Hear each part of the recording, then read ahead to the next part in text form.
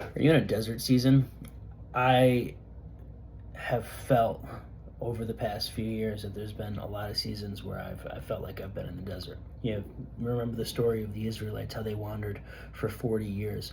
One of the most interesting things when you read that story is their wandering had to do with, number one, the consequences of their lack of faith.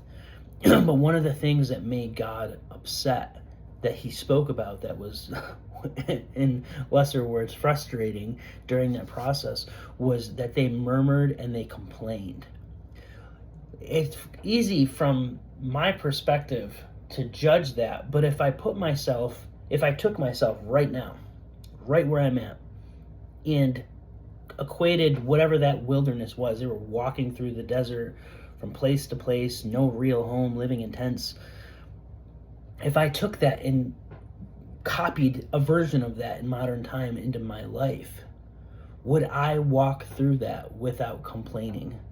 I know over the last year, I've had complaints coming off my mouth from things when money didn't come in when it was supposed to, when my taxes at the end of the year were just, my tax preparation was skyrocketed. I know I complained.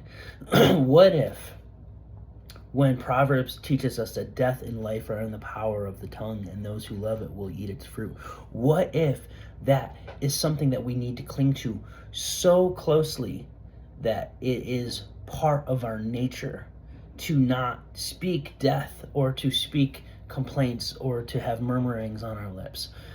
That's something that I feel like the Lord has really been challenging me on lately, is who am I, and how can I walk exactly in what the Lord has for me, with joy, with peace, with gratefulness.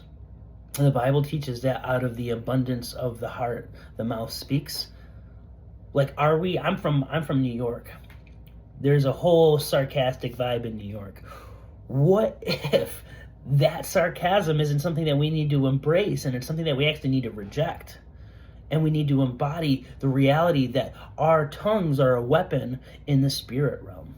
So my encouragement to you today is to look into your life and see, where do you see a desert season? And what if you change your perspective and stop complaining? What if you no longer have those things and speak death, but you speak life and you see the good? So that's my challenge for myself and to you. As you go through your day, as we move into a new year, let's begin to speak life, and let the things that come out of us be joyful.